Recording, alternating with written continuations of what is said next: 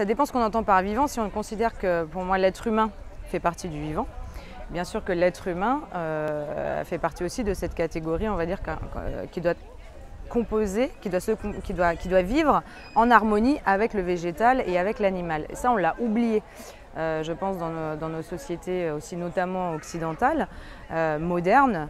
C'est pas est-ce qu'on peut vivre ensemble, c'est qu'on n'a pas le choix, on est obligé puisque nous-mêmes nous sommes un être vivant. Et effectivement dans la production, dans la fabrique de la ville, on a standardisé, on a énormément grappillé, construit sur nos terres, d'abord agricoles, et puis on a asséché comme ça les sols, donc on a tué quelque part les organismes vivants qui font que nous pouvons subvenir à notre humanité. Donc évidemment, et c'est pourquoi on parle de résilience aujourd'hui, parce qu'il nous faut absolument opérer quand même alors c'est pas un retour en arrière au sens d'une nostalgie, c'est plutôt une résilience au sens de pour le mieux vivre, pour le moins consommer, pour que ça prenne moins d'argent, mais surtout pour faire les choses dans une symbiose, dans un écosystème, pour vivre mieux ensemble la fabrique et la production de cette urbanité, de ce paysage, de cette campagne, de cette ville. Donc bien sûr que les choses sont liées.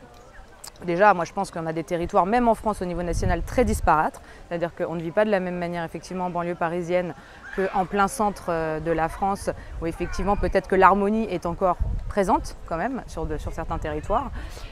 Aujourd'hui, on la sent beaucoup moins dans des espaces beaucoup plus urbanisés dans nos métropoles. Alors il faut faire très attention, on a un problème aussi, c'est que sous couvert il faut absolument réintégrer la nature. Bien souvent, on aménage la nature.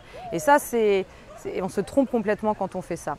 Et donc l'idée, c'est plutôt de dire peut-être faisons moins, avec moins d'argent, mais faisons ensemble, de manière plus collective, autrement les choses. Et ensemble, ça veut dire effectivement avec les êtres vivants naturels que sont la nature et que sont le règne animal. Aujourd'hui, le problème, c'est que la ville, elle est sécuritaire. Enfin, la ville telle qu'on l'a définie aujourd'hui, elle est standardisée, elle est assujettie, c'est-à-dire que l'espace il est normé, on sait où on a le droit de marcher sur un trottoir, on sait où on a le droit de traverser, on sait où on a le droit de venir par exemple être étudiant dans un lycée, et en même temps on sait que le monde extérieur peut être un potentiel danger, ce qui est dramatique puisque là le lycée c'est complètement fermé du monde extérieur, et les étudiants ce midi nous disaient moi j'apprends peut-être plus à l'extérieur parce que je vis une expérience de vie que je n'arrive pas à vivre dans le lycée qui quelque part est quand même assez aseptisé.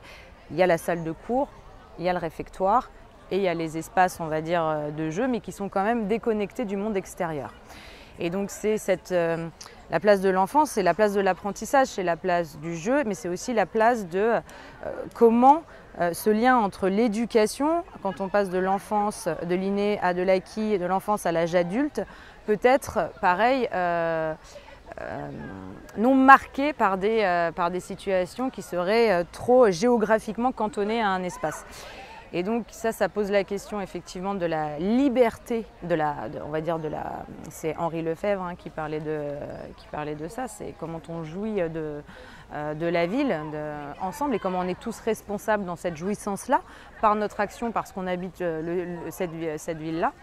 Et donc comment on peut influer par nos usages à d'autres façons justement de produire de la ville. Donc peut-être que si on regardait plus les enfants aujourd'hui s'approprier un territoire qui normalement ne devrait pas s'approprier dans les normes on va dire sécuritaires, peut-être qu'on se rendrait compte qu'il faut partir de là pour réinventer une autre manière de travailler, de jouer, de se déplacer, etc. Et donc, il y a toujours des temps de pause dans la vie même d'un enfant. À un moment donné, il joue, à un moment donné, il dort, à un moment donné, il mange, etc. Et donc, peut-être qu'elle se fait encore différemment parce qu'il n'a pas été contraint ou formé à vivre comme nous des espaces situés géographiquement. Et donc, peut-être qu'on apprendrait à laisser une grande part de liberté même dans la conception par l'usage, quand on regarde les enfants s'approprier un espace, pour pouvoir nous-mêmes on va dire, enlever un peu nos formations, enfin en tout cas se désemparer de cet acquis-là pour se redonner une liberté, une permissivité d'explorer par l'expérience différents types d'usages dans un endroit qui n'avait pas forcément été construit pour ça au point de départ. Et donc généralement l'enfant il est génial, c'est comme il ne sait pas, il peut aller faire ce qu'on appelle aujourd'hui des bêtises, mais qui ne seraient pas des bêtises. C'est que d'aller dans un endroit où normalement il n'a pas le droit d'aller pour y tenir une activité que normalement il n'a pas le droit d'y tenir, mais finalement cet endroit est super et s'il le choisit, c'est parce qu'il s'y sent bien. Et donc peut-être que ces endroits qui ne seraient pas forcément dédiés à cette activité, par cette exploration-là, plus enfantine, plus libre, plus naïve, peut nous démontrer que finalement on peut très vite le re-questionner, ce bâtiment, pour en faire autre chose peut-être. Tu vois, tout petit, même on voit dans les écoles, là on vient de construire une école à Pasteur, à Rennes, dans l'hôtel Pasteur, une école maternelle.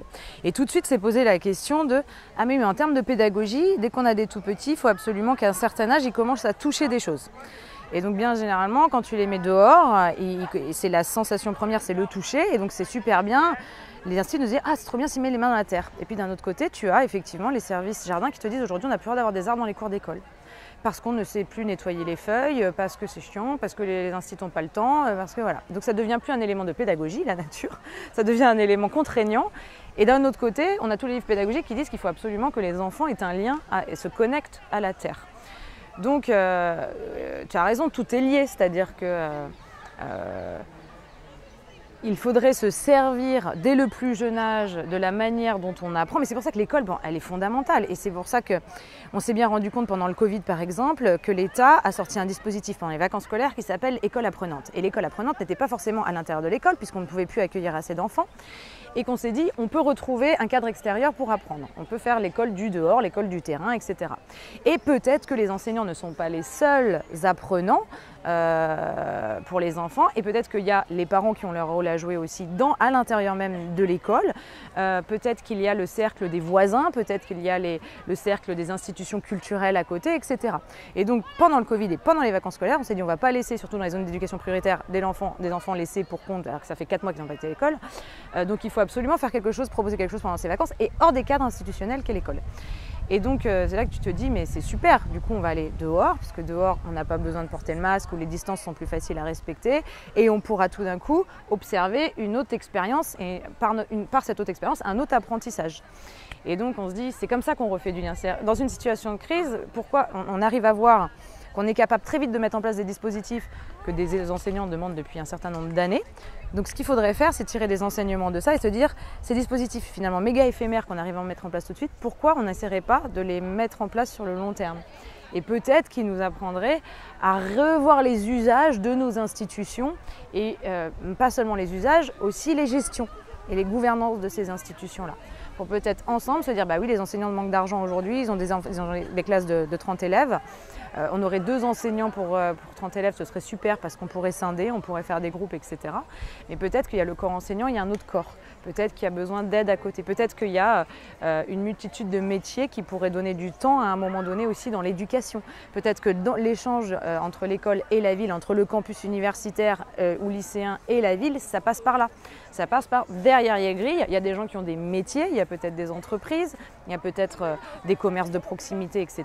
Comment ces choses-là influent aussi à l'intérieur d'un système d'enseignement, puisque c'est un système, souvent on nous dit, enfin aujourd'hui on est en train de nous dire il faut retrouver de l'alternance, il faut arrêter de théoriser juste les sujets, il faut se retrouver sur le site même ou aller à la rencontre de ceux qui font pour que tes 2 formes d'éducation, ça ne doit pas être juste des stages de fin d'année, cette chose-là, ça doit pouvoir influer tout le long du cursus.